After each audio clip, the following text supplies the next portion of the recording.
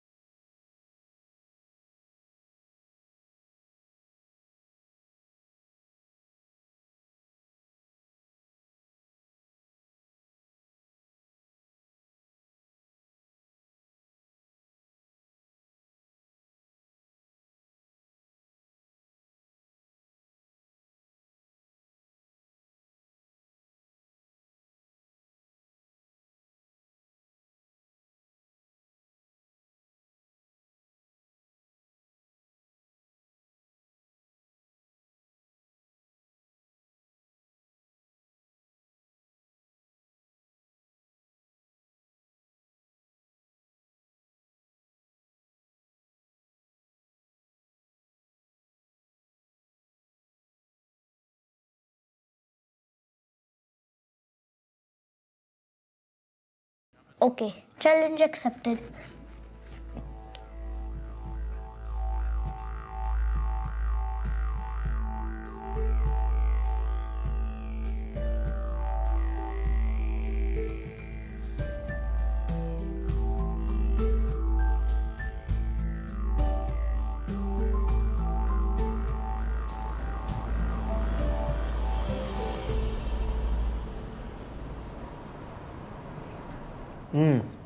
Now what?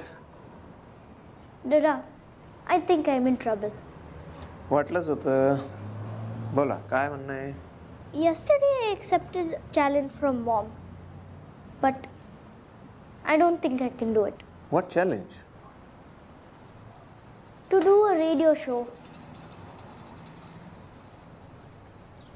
in Marathi. पण तुला तर मराठी बोलायला पण आवडत नाही. Exactly, that's the problem. So what do you want me to do? Get you off the hook? No. I can do it and I want to do it. I just need your help. Okay. What kind of help?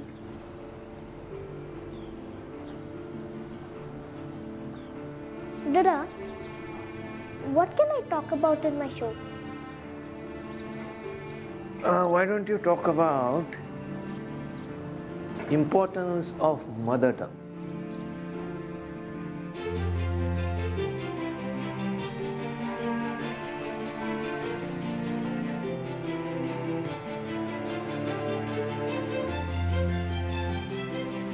Dada, how come they have started a Marathi radio in Sydney? तो काळ होता म्हणजे 1980चा आणि 90sचा जेव्हा immigration सुरू झालं होतं आणि बरीच मंडळी आली. मी तर 70sमध्ये आलो पण 80 आणि 90sमध्ये पाहिलं की बरेच लोक आपले आले. त्या ठिकाणी काय झालं की लोकांना कसले तरी आउटलेट पाहिजे होतं.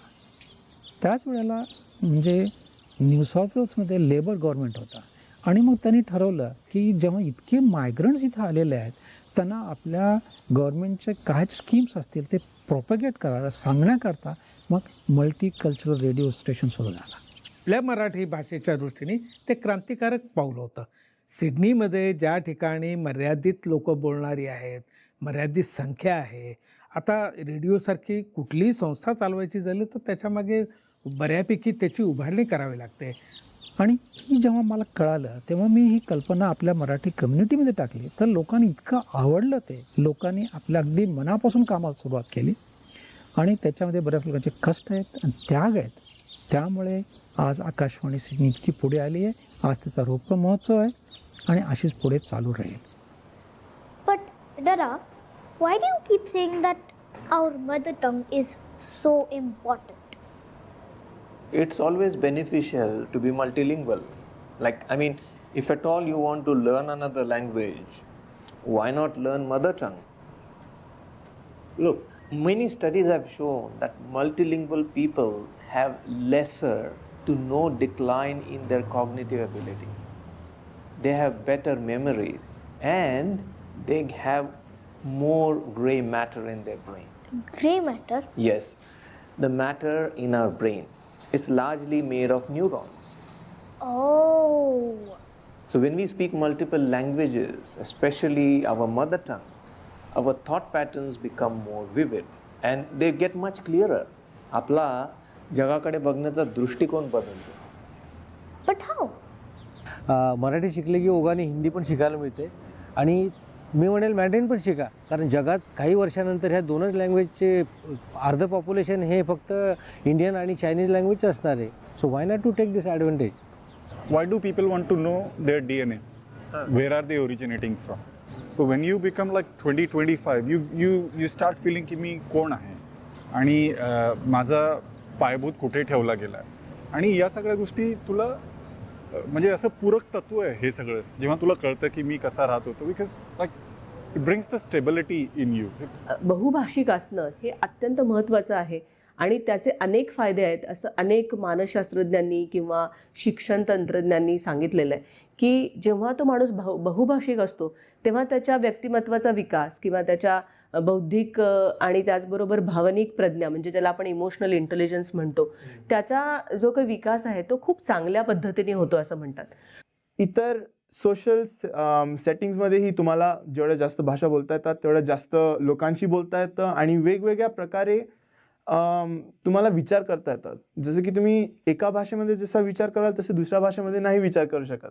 तुम्हाला एखादा प्रश्न विचारला गेला तर तुमची सगळ्यात पहिली भाषा तुम्ही कुठच्या भाषेत विचार करता दॅट ऑल्सो डिसाइड्स तुम्ही कशा प्रकारे विचार करा. जसं की आता मी तुम्हाला प्रश्न विचारला, आय सेड तुम्हाला तुमचं सगळ्यात फेवरेट खाणं काय आहे, आणि तुम्ही आता विचार करता ॲपल की सफरचंद. हे आता तुमच्यावर डिपेंड आहे तुम्ही कुठच्या भाषेत विचार कराल. असं पण होतं आणि जेवढ्या जास्त भाषा तुम्हाला येतात तेवढी जास्त तुमची वोकॅब्युलरी वगैरे वगैरे. कधी कधी असं होतं की एक सर्टन सिच्युएशन तुम्हाला मराठीत नाही एक्सप्लेन करता येत पण इंग्रजीत करता येते किंवा वाईस वर्सा. तसं पण होतं की जर एखाद्या बीजातनं जर चांगलं रोपटं यायचं असेल उगवायचं असेल तर त्याला असलेली माती किंवा ते कल्चर खूप महत्त्वाचं आहे. See, there is an interesting thing with multilingual people.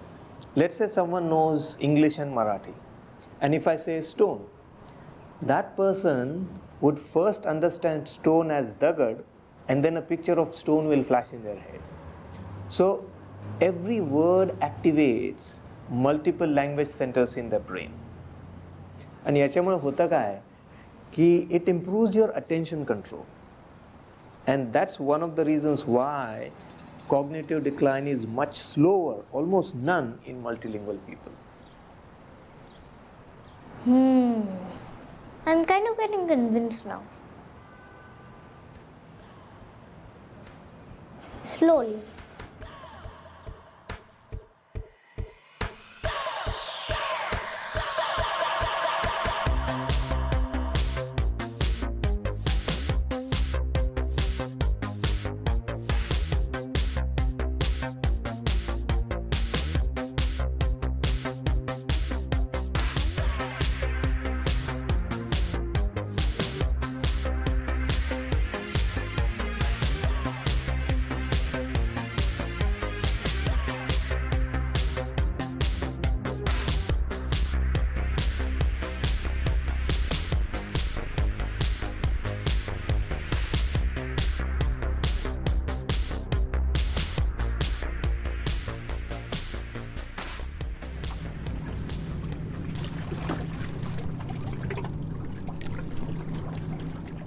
So, how was the show last night? Did you like it?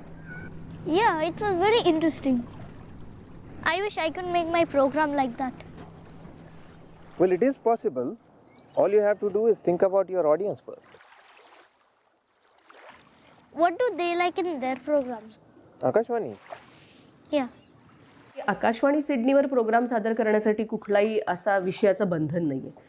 पण मला असं वाटतं की प्रोग्राम सादर करताना पहिली महत्त्वाची गोष्ट आहे की तो रंजक असावा. रंजक म्हणजे लोकांना ऐकताना त्याचा इंटरेस्ट वाटावा. दुसरं तर तो माहितीपूर्ण असावा आणि उत्सुकता वाढवणारा असला पाहिजे की पुन्हा या सादर करताना कार्यक्रम केला तर काय आपल्यापर्यंत नवीन पोहोचवतील अशी श्रोत्यांना उत्सुकता वाटली पाहिजे.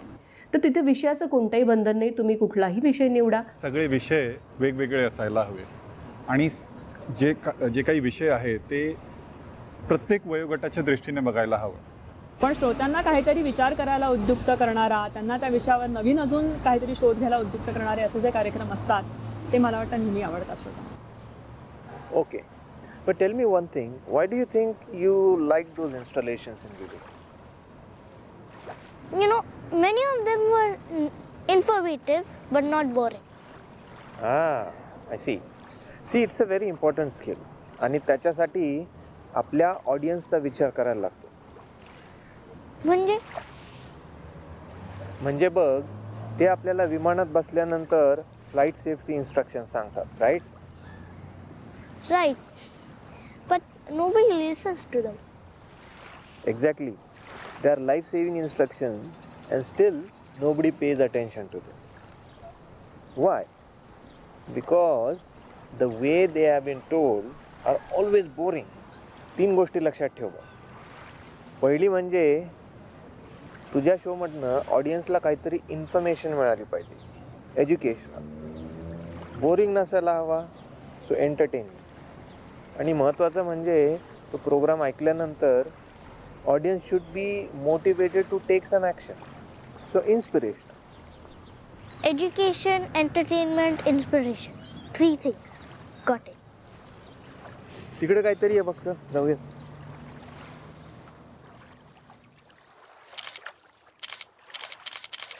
अरे क्लिक कर लवकर, नाही तर उडून जाईल तो. I did. I was just taking multiple shots. Okay, let's go. It's getting late.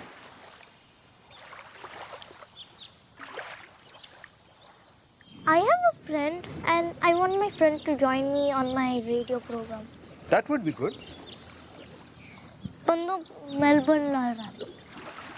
So what? Record करा. रेकॉर्ड? आता तर तुम्ही पार्शली रेकॉर्डेड पार्शल लाईव्ह पण प्रोग्राम करू शकता किंवा अख्खाच्या अख्खा प्रोग्राम पण रेकॉर्ड करू शकता. Oh, that's cool. Let's go. मला वाटतं मुख्य गोष्ट जी पॅन्डेमिकमध्ये मिळाली ती अशी की आपण स्टुडिओमध्ये न जाता रेकॉर्डेड ध्वनिमुद्रित स्वरूपात कार्यक्रम त्यांच्या सिस्टममध्ये टाकून मग ते प्रसारित होतील ही सोय त्यांनी आपल्याला उपलब्ध करून दिली आणि आपण त्याचा उपयोग करून घेऊ शकलो. त्याच्यामुळे आपल्याला बऱ्याच नवीन गोष्टी करता आल्या ज्या आपण प्रत्यक्ष तिथे स्टुडिओमध्ये जाऊन कार्यक्रम करायचा असा आग्रह ठेवला असता तर कदाचित करता आल्या नसत्या. बऱ्याच वेळा लोकांना स्टुडिओमध्ये त्याच तारखेला त्याच वेळेला येणं अवघड होतं, तर आपण त्यांच्यासाठी ही सोय ठेवू शकतो आणि त्याला सोबत धरून आपण कार्यक्रम करू शकतो. स्पेशली कोलॅबोरेशन जेव्हा क्रॉस जॉग्राफिकल लोक आहे, भारतातून कोणी आहे, इथून कोणी आहे, ॲडिलेड, मेलबर्न, ब्रिस्बेन असे कोणी आहे, तर सगळे मिळून कार्यक्रम करू शकतात, एक कार्यक्रम करू शकतात.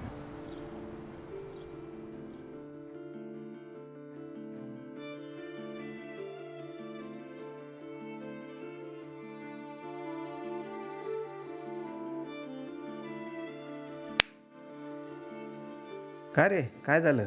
Nothing. माझं ऑलमोस्ट लिहून झालंय but I can't find any more arguments. Arguments for? For my program on the importance of mother tongue. Okay, did you check the links I gave you yesterday? Links? No, not yet. Check them. तुला बरेचसे नवीन points मिळतील त्याच्यात. I didn't think this would be so difficult. अरे त्यात काय एवढं, challenges तर येतच राहतात. आता बघ, इतकी वर्ष होऊनही आकाशवाणीला अजूनही चॅलेंजेस आहे. नवीन जनरेशनमधून लोकांना तयार करून आणणं हा एक मोठा आव्हान असतो. मग ते अगदी परफेक्ट मराठी असेलच त्यांचं असं नाही, पण निदान त्या भाषेशी नाळ जोडली राहून त्या भाषेमध्ये आपल्याला हवं त्या प्रकाराने व्यक्त होता येणं याच्यासाठी हा एक प्लॅटफॉर्म उपलब्ध आहे त्यांच्यासाठी. त्यामुळे मला वाटतं की त्यांना याच्यात सहभागी करून घेणं, कारण अजूनही त्यांचा तेवढा सहभाग आपल्याला दिसत नाही याच्यामध्ये. बेसिकली आकाशवाणी सिडनी आहे तो फक्त रेडिओ प्रोग्राम नसून त्याची व्याप्ती वेगळी आहे. आपल्याला मदत मिळू शकते तिकडे कधी आणि आपण इतरांना मदत करू शकतो ही भावना जोपासणाऱ्या लोकांना आपल्याला जवळ आणणं गरजेचं आहे. हे झालं की आपल्याकडे काय आपण काय देऊ शकतो, पण ते कसं करता येईल it's bit challenging to be frank. त्याचं अजून मला असं ठोस उत्तर मिळालेलं नाही आहे की आपण काय करू शकतो त्यासाठी. But my challenges are so big. तेच तर मी म्हणतोय की तू सिन्सिअरली काम करत राहा, तुला तुझी उत्तरं मिळत जातील. तू मला हेल्प करतोय, but who helps Akashvani team? खूप लोक आहेत मदत करायला. इनफॅक्ट म्हणूनच गेली 25 वर्ष आकाशवाणी सतत चालू आहे. हां, अजून जर सपोर्ट मिळाला तर उत्तमच. अजून सपोर्ट? हे बघ, आकाशवाणीसारख्या गोष्टींना, आकाशवाणीसारखं रेडिओ स्टेशन चालवायला खूप लोकांची इन्व्हॉल्वमेंट लागते. त्यामुळे जितके जास्त लोक इन्व्हॉल्व होतील तितकं त्यासाठी चांगलं. हवं तर तू पण सपोर्ट करू शकतो. मी कसं? की ही जर पुढे अजून द्यायची असेल तर जास्तीत जास्त लोकांना याच्यात सामावून घेतलं पाहिजे. आणि ही प्रोसेस अशी म्हणजे नुसती 1-2 महिने किंवा 1-2दा करून चालणारी नाही आहे. ती खूपच अशी कंटिन्युअस आणि काय म्हणतात त्याला मेहनतीने करायला पाहिजे. ह्या सगळ्यांनी एकत्र येऊन जर आपल्या नवीन पिढीकरता काहीतरी करायचं ठरवलं तर मला वाटतं आपण पुढे जाऊ शकू. जसं मी म्हटलं, आर्थिक पाठबळाची गरज असतेच. त्यामुळे आपल्याला आर्थिक सहाय्य करणारे आश्रयदाते म्हणा किंवा मराठीमध्ये जाहिरात करणारे जाहिरातदार म्हणा, यांचीसुद्धा गरज कायमच होती आणि असणार आहे पुढे. इट्स मल्टीफेसेट. तुम्ही टेक्निकल मदत करू शकतात, तुम्ही कार्यक्रम सादर करू शकतात. हे पूर्ण जे रेडिओचं माध्यम आहे, यातून तुम्ही तुमच्या पर्सनॅलिटी डेव्हलपमेंटकडे पण बघू शकता. तुम्ही आकाशवाणीचे कार्यक्रम ऐका आणि नुसतंच ऐका असं नाही तर तुम्ही इतरांनाही सांगा.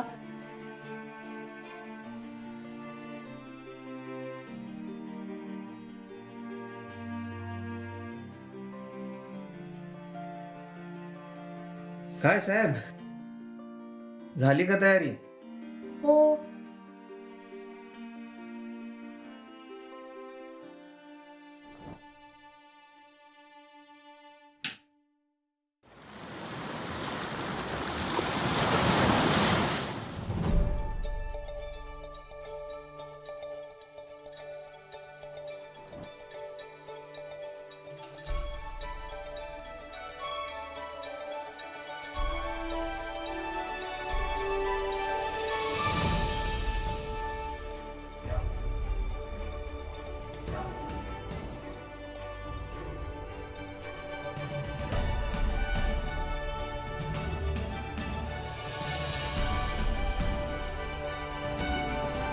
तुझ्यामध्ये जर पॅशन आहे साहित्याबद्दल आणि भाषेबद्दल तर तू पुढे काहीतरी करशील. नक्कीच पुढे जावं आणि कसे कार्यक्रम सादर करता येतील याचा विचार. When you are pushed in the corner, आता नाही पण पुढे कधी असं होऊ शकतं, तुमचं मूळ तुम्हाला ती स्ट्रेंथ देतं. पण मी ॲज अ व्यक्ती म्हणून मराठी हे जाम इम्पॉर्टंट आहे माझ्यासाठी कम्पेअर्ड टू प्रोफेशनली. पण काही गोष्टी तुमच्या पर्सनॅलिटीवर पण अवलंबून असतात. आणि मला असं वाटतं आकाशवाणी सिडनी तुमची पर्सनॅलिटी घडवायला खूप एक चांगला प्लॅटफॉर्म अवेलेबल करून दिलेला आहे. जितक्या जास्त लोकांना तुम्ही भेटाल, जितक्या जास्त लोकांचे अनुभव तुम्ही ऐकाल, तितकं तुमचं आयुष्य चांगलं समृद्ध होईल किंवा जास्त सुखकर होईल. I am doing something for my society is very important. You are going to grow as a person. तुमची इच्छा दिसू द्या. तुमचं प्रभुत्व नाही दिसला तरी चालेल, पण निदान त्याच्यात इच्छा दिसू द्या.